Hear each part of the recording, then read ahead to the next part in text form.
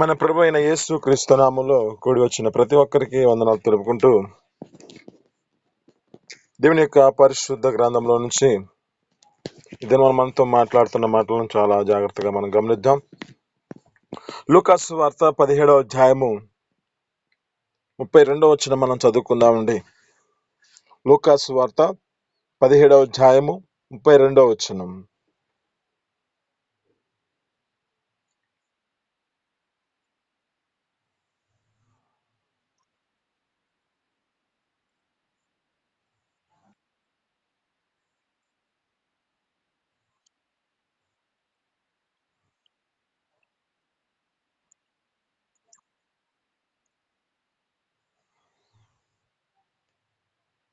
ఇక్కడ ఉన్న మాటల్లో మనం చాలా జాగ్రత్తగా గమనిస్తే, లోతు భార్యను జ్ఞాపకం చేసుకొనుడి అని అంటున్నాడు. ఇక్కడున్న ఈ మాటను బట్టి మన యొక్క జీవితాలలో ఈ దినమున ఈ యొక్క మాట ద్వారా మన స్థితిని బట్టి మన జీవితంలో ఏ విధమైన స్థితిలో నడిపించబడుతున్నామో ఈ యొక్క లోతు యొక్క భార్యను మనం గుర్తు చేసుకుందాం. ముందుగా ఈ యొక్క లోతు గారి యొక్క జీవితంలో దేవుని యొక్క సన్నిధిలో నడిపించబడుతున్న వ్యక్తిగా, అంటే ఈ యొక్క అబ్రహాము ద్వారా ఈ యొక్క వ్యక్తి స్వదేశాన్ని విడిచిపెట్టి అబ్రహాముతో కలిసి వచ్చిన వ్యక్తిగా కనబడుతూ ఉంటాడు ఈ యొక్క లోతు గారు. ఈ లోతు గారి యొక్క జీవితంలో జ్ఞాపకం చేసుకుంటే, ఆ యొక్క అబ్రహాము యొక్క కాపరులకు, లోతు గారి యొక్క కాపరులకు వీరికి అనేకమైన ఈ గొర్రెలు ఉండటం వలన, అనేకమైన వీరికి ఉండటం వలన వారి వారి మధ్యలలో కలహం పుట్టుతూ ఉన్న సమయాల్లో ఈ యొక్క అబ్రహాం గారు అంటున్నాడు, నీవు పలానా ప్రాంతానికి వెళ్ళు, నువ్వు ఏ ప్రాంతానికి వెళ్తావో నేను ఈ యువతల ప్రాంతానికి వెళ్తాను అంటున్నాడు. నీ ఇష్టం అని ఆ యొక్క వ్యక్తికి చూపిస్తూ ఉన్నాడు. అయితే ఈ యొక్క వ్యక్తి లోతు గారు ఏం చేశాడంటే, తన యొక్క స్థితిని బట్టి ఒక ప్రదేశాన్ని ఎన్నుకున్నాడు. అది చూస్తే యెహోవా తోట వలె ఉన్నదని చెబుతుంది. అయితే ఈ లోతు గారు వెంబడిస్తున్న ఆ జీవితాన్ని బట్టి జ్ఞాపకం చేసుకుంటే, దేవుని యొక్క వాక్కులు అతనితో మాట్లాడుతున్న మాటలు ఏమిటంటే, ఇక్కడున్న పరిస్థితి, ఇక్కడున్న వారందరూ దుర్గతి, ఈ యొక్క దుష్టత్వము చేత నింపబడిన వారు, ఈ యొక్క ప్రదేశములో ఉన్న వారంతా ఆ పాపములో నిలబడిన వారు, ఈ యొక్క పాపములో తమ యొక్క జీవితాలను నడిపించుకున్న వారుగా కనబడుతున్నారని దేవుడు ఏం చేశాడంటే లోతు గారితో మాట్లాడుతున్నాడు. ఏమని మాట్లాడుతున్నాడంటే, నీవు ఈ ప్రాంతం నుంచి త్వరగా వెళ్ళిపో, వెనక్కి చూడొద్దు అని ఆ యొక్క వ్యక్తితో మాట్లాడుతూ ఉన్నాడు. ఎప్పుడైతే ఈ యొక్క వ్యక్తితో మాట్లాడుతున్నాడో ఆ వ్యక్తి ఏం చేశాడంటే, తన జీవితంలో నడిపించబడుతున్నాడు, కానీ తన జీవితంలో ఏం చేశాడంటే, అయ్యా నేను అంత ప్రాంతానికి, ఆ ప్రదేశానికి వెళ్ళలేనయ్యా, ఆ ప్రదేశంలోనికి నేను వెళ్ళలేను, కానీ ఇక్కడున్న పక్కనున్న ఒక పట్టణానికి వెళ్తానని చెప్పి ఒక ప్రదేశాన్ని ఎన్నుకుంటున్నాడు. ఈ లోతు గారి యొక్క జీవితంలో జ్ఞాపకం చేసుకుంటే, ఎప్పుడైతే బయలుదేరి కొనసాగించబడుతున్నాడో, లోతు గారు తనకు కలిగిన కుమార్తెలు, తనకు యొక్క జీవితంలో ఆ భార్యతో కూడా చెప్పిన మాట ప్రకారం ఆ వ్యక్తి కూడా రావాల్సిన స్థితిలో ఉన్న ఆమె జీవితం నడిపించబడలేని పరిస్థితి. అలాగే తనకు కలిగిన అల్లుళ్ళు ఉన్నారు. ఆ యొక్క అల్లుళ్ళు కూడా ఆ విధమైన పరిస్థితిలో అక్కడ నుంచి వారు రాలేదు, కానీ ఈ యొక్క లోతు గారి భార్య ముందుకు కొనసాగించబడింది. కానీ ఆమె యొక్క జీవితంలో ఎప్పుడైతే కొంచెం ముందుకెళ్ళినాక ఆలోచన చేసింది, తన యొక్క జీవితంలో ఏం ఆలోచన కలిగి ఉందో తెలియదు, కానీ అక్కడ ఉన్న పరిస్థితిని జ్ఞాపకం చేసుకుంటే తన యొక్క అల్లుళ్ళ గురించి, అంటే తన యొక్క కూతుర్ల గురించి ఆలోచించి ఉండవచ్చు. అక్కడ ఉన్న స్థితిని బట్టి ఇక్కడ అంటున్నాడు, నీవు వెనకకు తిరగొద్దు, నువ్వు ముందుకు వెళ్ళు, కొనసాగించబడు, వెనక తిరగొద్దు అని లోతు గారు చెబుతున్నాడు. మరి లోతు గారితో వెంబడిస్తున్న తన భార్య ఏం చేసిందంటే, తన యొక్క కుమార్తెల గురించి ఆలోచించి తన యొక్క అల్లుళ్ళను చూస్తూ ఆమె యొక్క జీవితంలో వెనకకు తిరిగిన పరిస్థితి కనబడుతుందేమో. ఆమె ఎప్పుడైతే ఈ వెనకకు తిరిగిన స్థితి కనబడుతుందో, ఆమె జీవితంలో ఉప్పు స్తంభముగా మార్చబడింది. దేవునికి అవిధేయతను తన జీవితంలో చూపించిన దాన్ని బట్టి, తన యొక్క స్థితిని బట్టి, తమ యొక్క జీవితాలలో ఏ పరిస్థితికి వచ్చిందంటే ఒక ఉప్పు స్తంభముగా మార్చబడింది. ఇక్కడ అంటున్న మాట ఏమిటంటే, లోతు భార్యను మీరు జ్ఞాపకం చేసుకోండి. అంత్యకాలంలో ప్రభువైన యేసుక్రీస్తు అనేకమైన హెచ్చరికలు చేస్తూ ఉంటాడు. మన జీవితాలలో, మన యొక్క జీవితాలలో అంతకు ముందు చూడని సంగతుల గురించి దేవుడు మనల్ని హెచ్చరిస్తూ ఉంటాడు.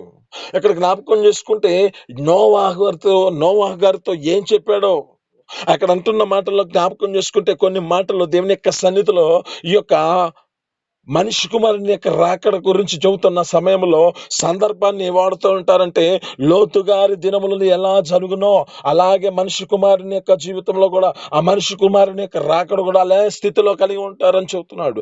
అదే స్థితిని బట్టి నోవాహు దినములలో ఏ విధంగా జరిగిందో అదే స్థితిని బట్టి దేవుని యొక్క రాకడ సమీపంగా ఉన్నది, మనిషి కుమారుని యొక్క రాకడ సమీపంగా ఉందంటున్నాడు. అంటే ఈ విధమైన స్థితిలో జీవితాల్లో జ్ఞాపకం చేసుకుంటే ఒక నోవాహు యొక్క జీవితం ఏ విధమైన స్థితిలో నడిపించబడిందో, అయితే అదే స్థితిని బట్టి లోతు గారి యొక్క జీవితం కూడా నడిపించబడవలసిన స్థితి ఉన్నది. కానీ ఆ లోతు గారు తమ యొక్క జీవితాలలో తమ యొక్క స్థితిని బట్టి ఆ విధమైన జీవితాన్ని నడిపించలేని పరిస్థితి కనబడుతుంది. ఏప్రిల్కి రాసిన పత్రికలో మనకు జ్ఞాపకం చేసుకుంటే 11వ అధ్యాయంలో 6వ వచనం అనుకుంటా, అక్కడ అంటున్నాడు, నోవాహు అది వరకు చూడని సంగతులను గూర్చి హెచ్చరింపబడిన వాడే, దేవుని చేత హెచ్చరింపబడిన వాడే అతని యొక్క జీవితంలో తన ఇంటి వారందరూ కలిసి తన యొక్క జీవితంలో దేవుని యొక్క రక్షణ పొందుకున్నటంకై తన జీవితంలో తన యొక్క ఇంటి వారి అందరి కొరకై ఒక రక్షణ అనే వాళ్ళను సిద్ధం చేసుకున్నాడు. ఈ దినం నీతో మాట్లాడుతున్న మాట ఏమిటంటే, లోతు గారి యొక్క భార్యను చూడండి. లోతు గారి యొక్క భార్య ఏ విధమైన స్థితిలో నడిపించబడిందంటే వెనకకు తిరిగిన పరిస్థితి. ఈ దినమున మన యొక్క జీవితాలలో ప్రత్యేకమైన స్థితిలో మనం నడిపించబడుతున్నాం. ఈ దినమున మన యొక్క జీవితాల్లో ఒక ప్రత్యేకమైన స్థితిలో మన యొక్క జీవితాలను సరి చేసుకుంటూ భయభక్తులతో నడిపించబడుతున్న నీ జీవితంలో ఈ దినమున నువ్వు ఒక ప్రత్యేకమైన స్థితిలో ఆయన రొట్టె ఆయన శరీరం తింటున్న నీ జీవితంలో ఒకే మాట, నీవు జీవితంలో ఒక లోతు గారిని జ్ఞాపకం చేసుకో. ఆమె జీవితంలో వెనక్కి తిరిగి ఉప్పు స్తంభంగా మార్చబడింది. ఈ దినం నీతో మాట్లాడుతున్న మాటను బట్టి ఏ విధమైన స్థితిలో నువ్వు నడిపించుకుంటున్నావో నీ జీవితాన్ని, ఏ విధమైన జీవితాన్ని నీ స్థితిని బట్టి నువ్వు నడిపించుకుంటున్నావో ఒకసారి గుర్తు చేసుకో. ఆ దేవుని యందు నీ యొక్క జీవితంలో భయభక్తులతో నడిపించబడుతూ ఆ నీ స్థితిని బట్టి ఆ దేవుని యందు భయభక్తులతో ముందుకు కొనసాగించబడుతున్నావా, లేక వెనకకు తిరిగే పరిస్థితి నీ జీవితంలో ఉన్నదేమో. ఉదయకాలంలో ఒక మాట మాట్లాడిన మాటలు జ్ఞాపకం చేస్తున్నాను. ఎఫెసీయులకు రాసిన పత్రిక 4వ అధ్యాయం 22వ వచనంలో ఉన్న మాట ఏమంటున్నాడంటే, అక్కడ ఏమంటున్నాడంటే, కావున మునుపటి ప్రవర్తన విషయమైతే మీ జీవితంలో మోసకరమైన దురాశల చేత మీ యొక్క మోసకరమైన దురాశల చేత నింపబడిన ఆ ప్రాచీన స్వభావం అంటున్నాడు. మనిషి యొక్క జీవితంలో మొదటి స్థితిలో మనం దేనికి పనికిరాని మన జీవితాలలో ఏమంటున్నాడు? మొదటి పేతురు రాసిన పత్రిక 2వ అధ్యాయంలో 9వ వచనంలో అంటున్న మాట ఏమిటి? అయితే చీకటిలో నుండి మిమ్మల్ని పిలిచిన ఆశ్చర్యకరమైన తన వెలుగులోనికి పిలిచిన అంటే అంటే మన జీవితంలో అన్నిటిలో మన యొక్క స్థితిని బట్టి ఒక చీకటి సంబంధంలో మన జీవితాల ఆ చీకటి క్రియలలో మన జీవితం వెంబడించిన పరిస్థితిలో ప్రభువైన యేసుక్రీస్తు యొక్క రాకడ, మన యొక్క ప్రభువైన యేసుక్రీస్తు మన కొరకు తన యొక్క రక్తాన్ని కాచి తన యొక్క ప్రాణాన్ని పెట్టి మనల్ని ఉచితంగా నీతిమంతులుగా చేశాడే. మరి ఈ నీతిమంతులుగా చేసిన మన జీవితాలలో ఏ స్థితిలో నడిపించబడుతున్నాం? వెనకకు తిరిగే పరిస్థితి నీ జీవితంలో ఏమైనా మరలా వెనకకు తిరిగే మరలా అదే మోసకరమైన స్థితిలోనికి వెళ్తున్నావేమో. మునుపటి ప్రవర్తన ఆ ప్రాచీన స్వభావం నీ జీవితంలో నడిపించబడుతుందేమో. దినం నీతో మాట్లాడుతున్న మాటలు ఏమిటంటే, లోతు గారి యొక్క భార్యను జ్ఞాపకం చేసుకోండి, లోతు గారి యొక్క స్థితిని జ్ఞాపకం చేసుకోండి. ఆ లోతు గారి యొక్క జీవితంలో వెంబడించినట్లుగా కనబడుతున్నాడు, కానీ తన యొక్క స్థితి ఏం చేస్తున్నాడంటే దేవుని యొక్క మాటను తన జీవితంలో, అయ్యా నేను అంతవరకు నడిపించబడలేనయ్యా, అంతవరకు నేను ప్రయాణం చేయలేనయ్యా అని నీ జీవితంలో వెంబడిస్తూ ఇంతవరకు కొనసాగించబడి మరలా వెనకకు తిరుగుతున్నావేమో. ఇక్కడ లోతు గారు జ్ఞాపకం చేసుకుంటే మాట వినిన వాడిగా కనపడుతున్నట్టుగా కనబడుతుంది, కానీ అతని జీవితంలో ఏమంటున్నాడంటే తన యొక్క స్వబుద్ధిని ఆధారం చేసుకుంటున్నాడు. తన యొక్క సొంత ఆలోచన ప్రకారం నడుచుపించబడుతున్నాడు. లేఖనాలు చెబుతున్న మాటలు జ్ఞాపకం చేసుకుంటే సామెతల గ్రంథం 3వ అధ్యాయంలో 5వ వచనంలో అంటున్న మాట, నీ స్వబుద్ధిని ఆధారం చేసుకోవద్దు, నీ సమస్త ప్రవర్తన యందు ఆయన అధికారానికి ఒప్పుకో, అప్పుడు నీ యొక్క త్రోవ అంతయు సరళం చేయబడుతుంది అంటున్నాడు కదా. మరి ఈ యొక్క లోతు గారితో దేవుడు అంతగా మాట్లాడితే, ఆ లోతు గారి యొక్క జీవితంలో ఎందుకని ఇంత భయాందోళనకు కారణమయ్యాడంటే, తన జీవితంలో ఉన్న విశ్వాసాన్ని జాగ్రత్తగా కాపాడుకోలేని పరిస్థితి. ఆ విశ్వాసంలో తన జీవితాన్ని నడిపించుకోలేని స్థితిలో నడిపించబడుతున్నాడే. ఆ విధమైన జీవితం నడిపించబడ్డాడు కనుకనే తన యొక్క స్థితి ఎలా మార్చబడింది అంటే, తన యొక్క జ్ఞాపకం చేసుకుంటే తన భార్య ఉప్పు స్తంభంగా మార్చబడింది. తనకు కలిగిన కుమార్తెలు తన జీవితంలో పాపము చేయవలసిన పరిస్థితి వచ్చింది. పాపము చేసిన పరిస్థితి కనబడుతుందక్కడ. ఈ దినమున నీతో మాట్లాడుతున్న మాట ఏమిటంటే, నీ జీవితంలో ఏ విధమైన స్థితిలో నువ్వు జీవితం నడిపించుకుంటున్నావో ఒకసారి గుర్తు చేసుకో. నీ జీవితంలో ఒక జీవితాన్ని నీకిచ్చిన ఈ యొక్క జీవితాన్ని దేవుని సన్నిధిలో ఇచ్చిన నిర్లక్ష్యం చేస్తున్నావా? రక్షణను నిర్లక్ష్యం చేసుకుంటూ వెనకకు తిరుగుతున్నావేమో.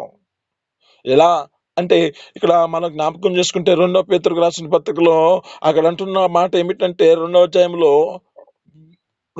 22 అంటున్న మాట ఏమంటున్నాడు అక్కడ అంటే, కుక్క తన వాంతికి తిరిగినట్లును, పంది తన యొక్క కడగబడిన పంది మరలా బురదలో దొల్లినట్లు సామెత వారికి సంభవిస్తుంది అంటున్నాడు. ఎందుకని ఈ మాట అంటే, అక్కడ పైన వచ్చిన మనం చదివితే త్వరగా ఎవరైనా బైబిల్ తీసిన వారు ఉంటే చూద్దాం త్వరగా చదవండి.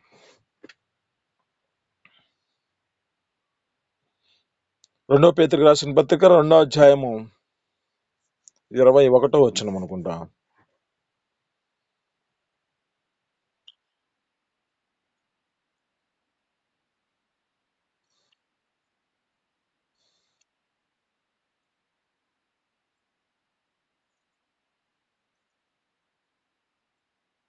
మీరు తిమోతికి రాసిన పత్రికలు చదువుతున్నారండి.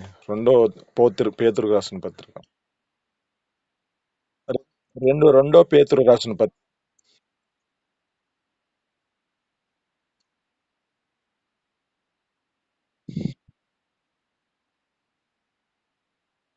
ఆమేన్. హల్లెలూయా. ఇక్కడ అంటున్న మాటలు చాలా జాగ్రత్తగా గమనిస్తే, నీతి మార్గమును అనుభవపూర్వకముగా తెలుసుకొని తన జీవితంలో నడిపించబడలేని స్థితిలో ఉంటే, అసలు అనుభవపూర్వకముగా ఆ మార్గము తెలియకుండా ఉండటమే మేలంటున్నాడు. ఇక్కడున్న మాట ఏమంటున్నాడంటే, ఒక పంది ఏ విధమైన స్థితిలోనికి వెళ్ళిందో, ఒక కుక్క ఏ విధమైన స్థితిలో నడిపించబడుతుందో అనే స్థితిని జ్ఞాపకం చేస్తున్నాడంటే, మనిషి జీవితంలో అదే స్థితిలోనికి నడిపించబడుతున్నాడని తన యొక్క జీవితాన్ని గుర్తు చేస్తున్నాడు. ఇక్కడ అంటున్న మాటలో మనం చాలా జాగ్రత్తగా గమనిస్తే, మనము ముందున్న దానికి మనం ప్రయాసపడాలి కానీ వెనక వైపుకు తిరిగే స్థితి మన జీవితాలలో ఉండకూడదు. ఆ మునుపటి ప్రవర్తనలోనికి మనం జీవితాల్లో నడిపించబడకూడదు. అక్కడ అంటున్న మాటలో ఎఫెసీయులకు రాసిన పత్రికలో అక్కడ అంటున్నాడు.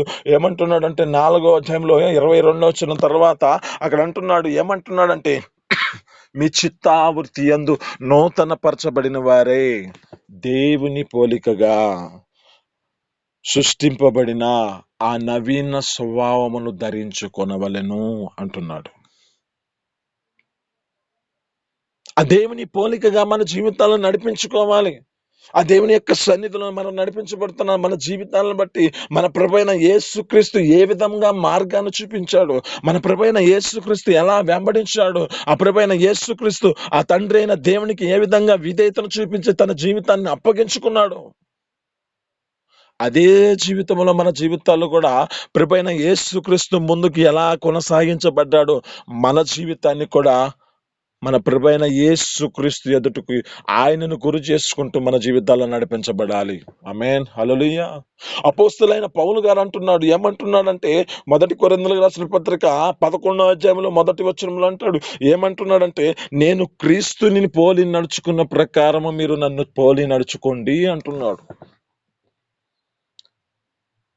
అంటే ఇక్కడున్న మాటల్లో మనం చాలా జాగ్రత్తగా సత్యాన్ని గ్రహిస్తే, మన ప్రభువైన యేసుక్రీస్తుని వెంబడించిన వ్యక్తిగా కనబడుతున్న అపోస్తలుడైన పౌలుగా మార్చబడిన వ్యక్తి, ఈ యొక్క వ్యక్తి జీవితంలో పూర్వ స్థితి ఎలాంటిది?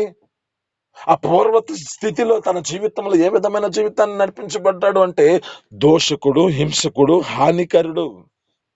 ఆయనను అంటున్నాడు. అక్కడ అంటున్న మాట 1 తిమోతికి రాసిన పత్రికలో 1 అధ్యాయము 12 అంటున్నాడు. ఏమంటున్నాడంటే అక్కడ, పూర్వం నేను దోషకుడునయ్యా, హానికరులను, ఆ యొక్క హింసకుడును అయినను నన్ను నమ్మకమైన వానిగా ఎంచుకొని తన పరిచర్యకి నియమించుకున్నాడు కనుక నేను ఆయనకి కృతజ్ఞతాస్తుతులు చెల్లిస్తున్నా అంటున్నాడు. తన జీవితం మొదటి స్థితి ఏ విధమైన స్థితిలో నడిపించబడ్డాడంటే, ఈ యొక్క వ్యక్తి అనేక మంది క్రైస్తవులను హింసిస్తున్న వ్యక్తిగా కనబడుతుంటాడు. ఈ యొక్క వ్యక్తి ఎక్కడైతే క్రైస్తవులు దేవుని యొక్క సువార్తను ప్రకటిస్తూ ఉంటారో అక్కడికెళ్ళి ఆ ప్రదేశంలో ఆ క్రైస్తవులని అనేక మందిని భయాందోళన కారణం చేసిన వ్యక్తిగా కనబడతాడు. పౌలుగా మార్చబడిన ఆ యొక్క పౌలుగా ఉన్న దినాలలో ఎప్పుడైతే తన జీవితంలో రక్షణ పొందుకొని సౌలుగా తన యొక్క జీవితంలో నడిపించబడిన దినాలలో ఆ విధమైన స్థితిలో నడిపించబడ్డాడు. ఎప్పుడైతే అపోస్తలైన తన జీవితంలో పౌలుగా ఎప్పుడైతే మార్చబడ్డారో, రక్షణ పొందుకున్న జీవితాన్ని మార్చుకున్నాడో, అప్పుడు తన జీవితంలో జ్ఞాపకం చేసుకుంటే తన యొక్క స్థితిని గుర్తు చేసుకుంటూ దేవుని ఎదుట తాను దేవునికి అప్పగించుకున్నాడు. తన యొక్క జీవితంలో ఏమంటున్నాడంటే, బ్రతుకుట క్రీస్తు కొరకే, చావైతే లాభమే అంటున్నాడు. ఇక జీవించే జీవితం నాది కాదు, క్రీస్తే నా పట్ల జీవిస్తూ ఉన్నాడు అంటున్నాడు. ఈ యొక్క జీవితం నాది కాదు, ఆయన నాకు ఇచ్చిన ఈ యొక్క జీవితాన్ని నేను ఆయన కొరకే ప్రయాసపడతాను. అక్కడ ఉన్న స్థితిని గుర్తు చేస్తున్న మాటల్లో జ్ఞాపకం చేసుకుంటే, మన ప్రభువైన యేసుక్రీస్తు ఒకటి తక్కువ తన యొక్క జీవితంలో 40 దెబ్బలు తింటే, ఈ యొక్క వ్యక్తి తన జీవితంలో 5 మార్లు ఒకటి తక్కువ యూదుల చేత ఆ యొక్క వ్యక్తి దెబ్బలు తిన్నాడు, కొరడా దెబ్బలు. అతని జీవితంలో ప్రభువైన యేసుక్రీస్తు ఏ విధంగా శ్రమ పెట్టబడ్డాడో, దీని జీవితంలో తన యొక్క జీవితంలో అనేకమైన పర్యాయాలు తన జీవితంలో శ్రమ పెట్టబడిన వాడిగా కనబడుతున్నాడు ఈ యొక్క అపోస్తలైన పౌలు గారు. ఈ పౌలు గారి యొక్క జీవితంలో జ్ఞాపకం చేసుకుంటే ఏమంటున్నాడు, ఈ మాట ఏమిటి, తన జీవితంలో ఎందుకు ఇంత ధైర్యంగా మాట్లాడుతున్నాడు? నేను క్రీస్తుని పోలి నడుచుకున్న ప్రకారం మీరు నన్ను పోలి నడుచుకోండి అని ఇంత ధైర్యంగా చెప్పగలుగుతున్నాడంటే, తన యొక్క జీవితాన్ని దేవుని ఎదుట సరైన మార్గంలో తన జీవితంలో నిలకడగా ఉన్నాడు కనుకనే తన యొక్క స్థితిని గుర్తు చేస్తూ ఉన్నాడు. ఇదే మనం నీతో మాట్లాడుతున్న మాటలు ఏమిటంటే, జ్ఞాపకం చేసుకున్నది లోతుగా యొక్క భార్య స్థితి ఏ విధమైన స్థితిలో ఉన్నదో, నీ యొక్క జీవితం జాగ్రత్తగా నీ యొక్క స్థితిని బట్టి నడిపించబడుతున్న స్థితిలో ఆ జీవితంలో ఉండక, నీ యొక్క స్థితిని బట్టి ముందుకే నీ చూపు ఉండాలి కానీ వెనక వైపుకుని తిరిగే పరిస్థితి నీకు ఉండకూడదు. ఆ వెనక వాటిని నువ్వు గుర్తు చేసుకోవద్దు. ఆ వెనకున్న యొక్క స్థితి, పూర్వ స్థితి నీ జీవితంలో ఒక మోసకరమైన పరిస్థితులు నడిపించబడ్డావు, ఒక చీకటి సంబంధమైన క్రియలలో నడిపించబడ్డావు, ఒక పాప సంబంధమైన క్రియలలో నీ జీవితం నడిపించబడింది. ఇక్కడ అంటున్న మాట, హృదయకాలంలో మాట్లాడిన మాటలు జ్ఞాపకం చేసుకుంటే, ఒక వ్యక్తి ఏ విధమైన స్థితిలో నడిపించబడ్డాడంటే, అనేక మందిని గారడి చేస్తూ అద్భుతాలు చేస్తున్నాడని తన యొక్క జీవితంలో అనేక మందిని విభ్రాంతి పరుస్తున్నాడు. అక్కడ అనుకుంటున్నారు ఇతని యొక్క స్థితిని బట్టి ఇతడు దైవము కలిగిన వాడిగా, దైవత్వము కలిగిన వాడు కానీ అతని యందు వారు లక్ష్య పెట్టారంట. ఆ పరిస్థితిని బట్టి జ్ఞాపకం చేసుకుంటే, అక్కడ ఒక వ్యక్తి వచ్చి సువార్తను ప్రకటిస్తున్న సమయంలో ఆ యొక్క సువార్తను విని తన జీవితంలో బాప్టిజం పొందుకున్నాడు, రక్షణ పొందుకున్న సమయంలో తర్వాత అనేక మంది ఆ యొక్క ఉన్న అపోస్తులైన సేవకులుగా మార్చబడిన, ఆ యొక్క అపోస్తులుగా మార్చబడుతున్న తమ యొక్క జీవితాలలో సేవకులుగా నడిపించబడుతున్న వారు ఏం చేస్తున్నారంటే, అనేకల మీద చేతులు పెట్టి ప్రార్థన చేస్తున్నారు, వారు పరిశుద్ధాత్మ చేత నింపబడుతున్నారు. ఎప్పుడైతే ఈ పరిశుద్ధాత్మ చేత నింపబడుతున్నారో, ఇది గ్రహించిన ఈ యొక్క వ్యక్తి ఏం చేస్తున్నాడంటే, నా కాడున్న ద్రవ్యము తీసుకెళ్ళి ఈ ద్రవ్యం ఇచ్చి ఈ వరాన్ని నేను తీసుకుంటా. ఈ వ్యక్తి మరి రక్షణ పొందుకున్నాడే, ఆ యొక్క మునుపటి ప్రవర్తన విషయంలో తన జీవితంలో మోసకరమైన స్థితిలో నడిపించబడ్డాడే. ఆ యొక్క జీవితంలో నడిపించబడిన స్థితి మరలా ఏం చేస్తున్నాడంటే, అదే ద్రవ్యమునిచ్చి ఈ వరాన్ని నేను సంపాదించుకుంటే ఇంకనూ అనేకమైన వాటిని నేను సంపాదించుకుందాం ఆలోచనతో నడిపించబడుతున్న వాడిగా కనపడుతున్నాడు. అంటే ఇక్కడ అంటున్న మాటలు జ్ఞాపకం చేసుకుంటే, నీ హృదయము దేవుని ఎదుట సరైనదిగా కనబడటం లేదు కనుక ఈ కార్యమందు నీకు పాలి పంపులు లేవు అంటున్నాడు. ఎందుకని అంటే, నీవు ఘోరమైన దుష్టత్వం చేత బంధకాలలో నువ్వు ఉన్నట్లుగా నాకు కనపడుతుందని సేవకుడు ఆ యొక్క వ్యక్తికి బోధిస్తున్నాడు.